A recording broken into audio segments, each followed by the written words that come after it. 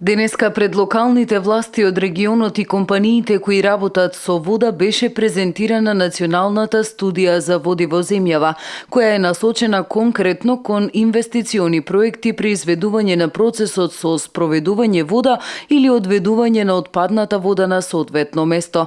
Генералиите покажуваат 90% решеност на покриеноста со вода за пиење и околу 30 до 75% исчезната вода заради дотрајање водоводни системи.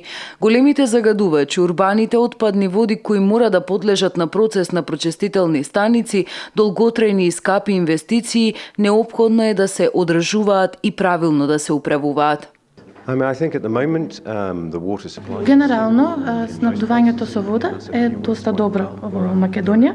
На некои места има проблеми, но најголемите инвестиции, најголемите проблеми се наоѓаат во делот на одведувањето на отпадните води и нивното пречистување. Во оваа насока поточно изработка на оперативна програма за регионален развој на Европската Унија, Министерството за животна средина и просторно планирање во наредниве години ќе мора да најде околу 750 милиони евра неопходни за инвестиции за обезбедување вода за пиење, заштита на реките во земјава и слично, со што Македонија ќе ги подигне стандардите во Европската Унија. Националната студија за води има неколку цели: да се заштити животната средина од урбаните води преку нивно собирање и третман пред да бидат пуштени во реципиентите, безбедна вода за пиење и зголемување на капацитетот за управување со води. Оваа инвестициска програма ќе одземе многу време и ресурси при нејзиното спроведување.